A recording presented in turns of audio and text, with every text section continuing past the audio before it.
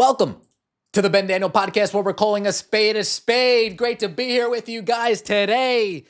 WNBA, folks. ESPN puts out two lists this week. List number one, a list of their top 100 fantasy players for the WNBA basketball season. I'm not huge in the fantasy basketball. I'm not huge in the fantasy football. When it first unveiled, I used to do it back at Sports Illustrated, Yahoo, Fantasy. It's too much now. It's too much. It's out of my realm, folks.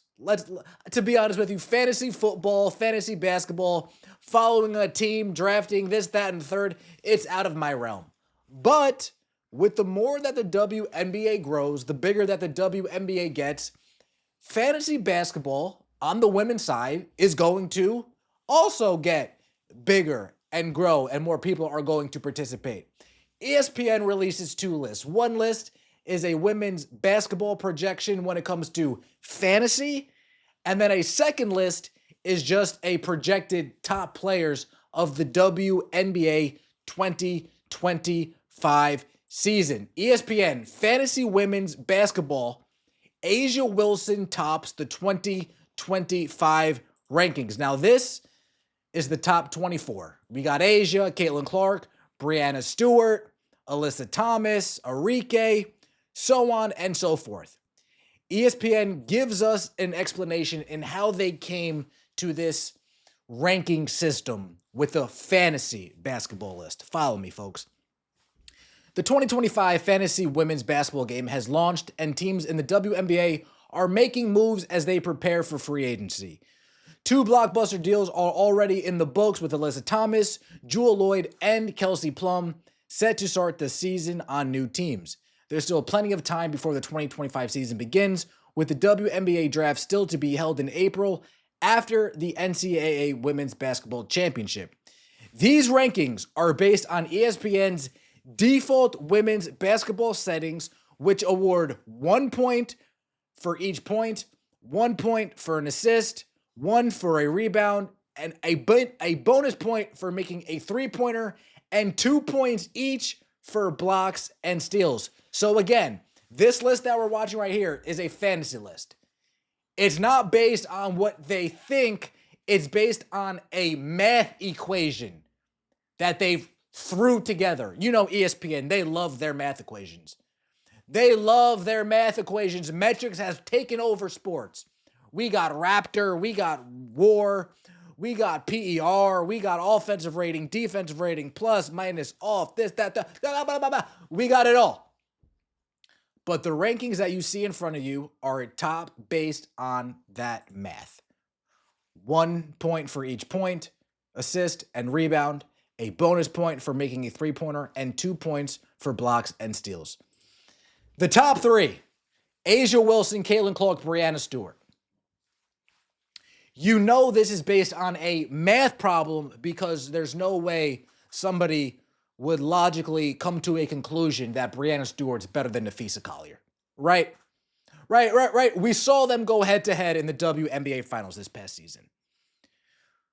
We see them play in Unrivaled. One player has game, one player has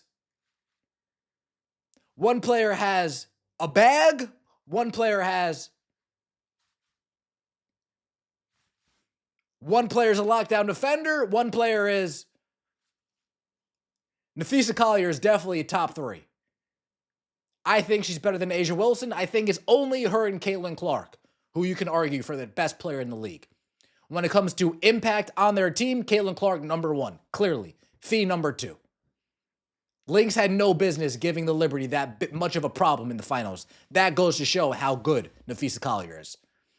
You got Alyssa Thomas, Arike. Folks, you got Aaliyah Boston, 11, Angel Reese, 12. And then further down, we have Kelsey Mitchell at 23. Nobody's going to argue Aaliyah Boston or Angel Reese being a better player than Kelsey Mitchell. No one's going to argue Skylar Diggins-Smith being a better player than Kelsey Mitchell. No one's going to argue Alicia Gray being a better player than Kelsey Mitchell. That's how you know this is based on a math problem and not actual what you think. However, ESPN, of course, in their second list, they give us what they actually think, and they take these fantasy rankings like the gospel. We're going to get into that momentarily. Angel Reese, number 12. Angel Reese above Dearica Hamby, above Ryan Howard, above Kalia Copper, above Aneka Ogwumike, above Ezzy Magabor, above Natasha Howard. Cut it out. We have Nalissa Smith above Kayla McBride. I'm going to go jump off a bridge now. I'll be back later. We have Courtney Williams over Kayla McBride. I'm going to go play in traffic now. I'll be back later. This is insanity. Then when we get to the list of their projections, we see, oh, these people are just foolish. These people just aren't very smart at all. We're still doing Asia number 1, Kayla number 2, Brianna number 3, and now we really have Brianna over Nafisa in terms of projections going into next year. Stop.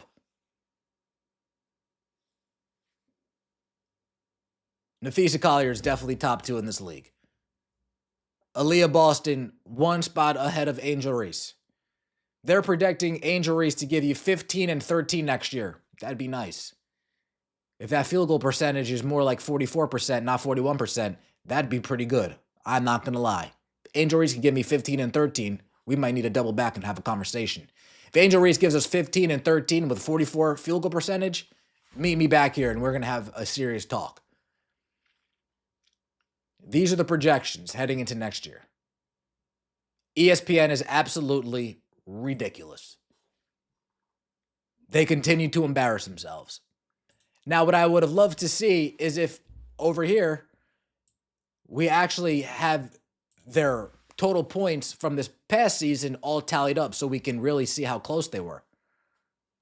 Add up all of Caitlin Clark's points, assists, rebounds, blocks, steals, three-pointers. How many points did she finish the season with? That puts her behind A'ja Wilson going into next year. Same thing with Nafisa. How many points did she end up with? That puts her behind Breanna Stewart going into next year.